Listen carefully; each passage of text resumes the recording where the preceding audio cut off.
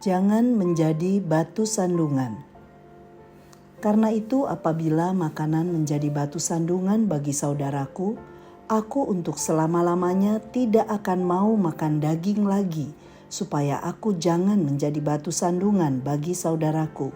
1 Korintus 8 ayat 13.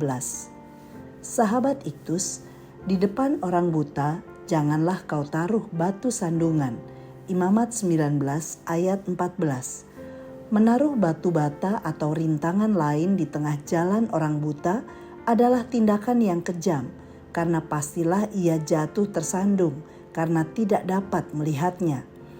Jika kita adalah orang yang dapat melihat, seharusnya kita menolong orang buta itu untuk melewati jalan-jalannya tanpa tersandung, dan bukan menaruh batu sandungan baginya. Jemaat di Korintus diperhadapkan dengan praktik memakan daging yang telah dipersembahkan kepada patung berhala. Untuk sebagian jemaat, mereka merasa bebas melakukan hal tersebut, tetapi sebagian lagi tidak. Rasul Paulus menasihatkan, tetapi jagalah supaya kebebasanmu ini jangan menjadi batu sandungan bagi mereka yang lemah. 1 Korintus 8 ayat 9. Secara praktis, beberapa hal ini menolong kita untuk tidak menjadi batu sandungan bagi orang lain. 1. Jangan mempertahankan hal yang tidak prinsip. Ayat 8. Makanan jasmani tidak termasuk di dalam hal prinsip yang harus dipertahankan, melainkan dapat disesuaikan. Karena makanan tidak membawa kita lebih dekat dengan Allah. Relasi dengan Allah merupakan hal prinsip yang lebih penting dari sekedar makanan. Rasul Paulus menasihatkan jemaat agar tidak mempertahankan diri untuk makan makanan tersebut, karena hal itu tidak menambah keintiman kita dengan Allah. 2. Jangan mengabaikan saudaramu yang lemah.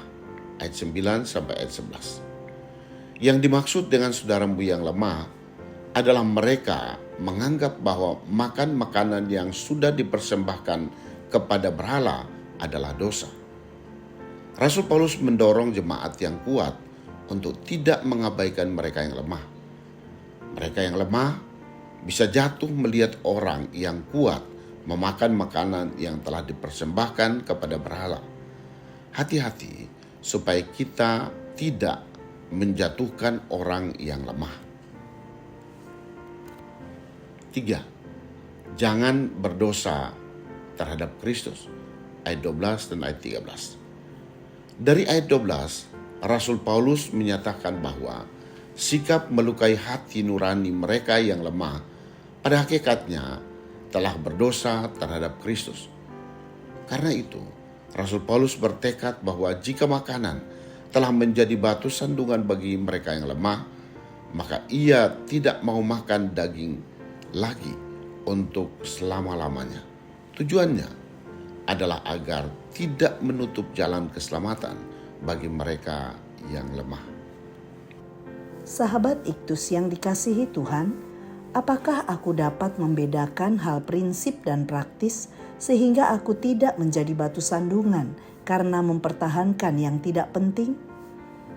Apakah aku fokus kepada yang lemah lebih dari kepentinganku sendiri demi keselamatan mereka?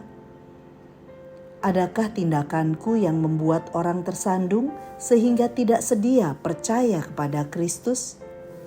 Tuhan Yesus, aku tidak mau menjadi batu sandungan bagi orang lain. Berikan kepekaan kepadaku ya Tuhan, agar tidak melakukan tindakan yang salah yang dapat membuat orang lain menutup diri terhadap kabar keselamatan di dalam Engkau.